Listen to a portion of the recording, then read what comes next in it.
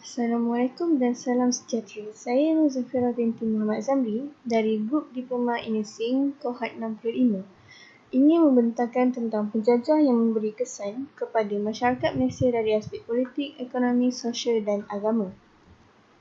Untuk pengenalan, pada zaman penjajahan yang berlaku pada kurun ke-6 dan ke-17 telah menyebabkan kuasa-kuasa barat seperti Belanda dan Inggeris telah menguasai beberapa kawasan tertentu bagi tujuan memborot barangan dagangan dan untuk kepentingan ekonomi.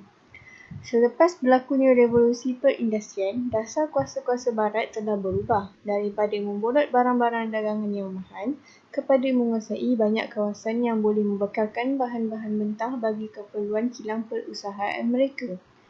Mereka mempunyai matlamat untuk mengubah ekonomi negara yang dijajah supaya sesuai dengan peraturan perindustrian mereka. Struktur yang diubah adalah untuk menghasilkan bahan mentah secara komersial. Mereka juga dapat memasarkan barangan hasil keluaran mereka di negara yang mereka kuasai. Imperialisme barat wujud berdasarkan politik dan juga ekonomi. Selain itu, kuasa-kuasa raja dan pembesar terhapus setelah pelantikan residen.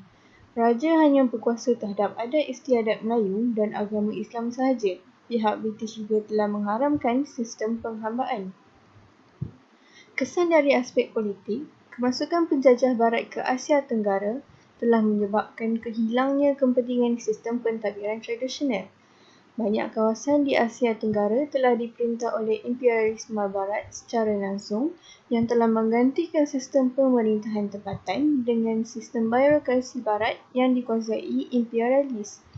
Para pemerintah tempatan telah terpaksa menerima para penasihat dan juga pentadbir dari barat.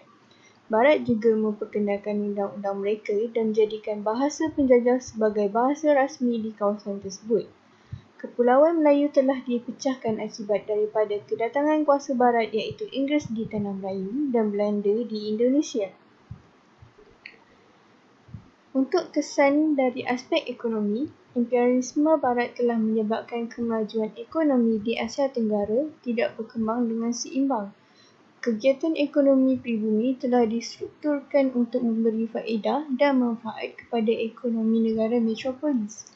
Di Tanah Melayu, kegiatan penanaman getah dan pelombongan biji timah telah dikomersialkan bagi memastikan bahan tersebut dapat dibekalkan untuk memenuhi keperluan industri di Britain. Kuasa barat juga mengimport buruh dari negara lain untuk menjadi tenaga kerja bagi kegiatan ekonomi komersial mereka. Kesan dari aspek sosial, sistem pendidikan Inggeris telah diperkenalkan di kawasan bandar bertujuan untuk memberikan pendidikan asas dan melatih golongan pentadbir rendah bagi keperluan British sahaja.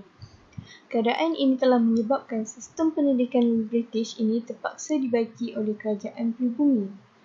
Dasar pengimport buruh dari luar juga telah menyebabkan berlaku perubahan kepada demografi dan komposisi etnik di negara yang dijajah oleh mereka. Tiada usaha-usaha dibuat untuk mewujudkan keharmonian hubungan antara kaum semasa penjajahan mereka. Tugas tersebut terpaksa dipikul oleh pemerintah pribumi selepas merdeka.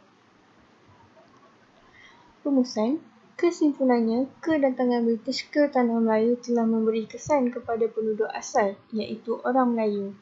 Sebelum penjajahan barat, raja dan pembesar memainkan peranan yang penting dalam aspek politik, ekonomi dan sosial. Selepas kedatangan British, semua status dan kuasa raja dan pembesar mula terhapus. Tetapi, terdapat juga kesan positif seperti wujudnya pelbagai kemajuan dari segi infrastruktur seperti jalan raya yang memudahkan perjalanan penduduk ke tempat lain. Sekian dari saya, Nur Zafira binti Muhammad Zamri. Sekian, terima kasih.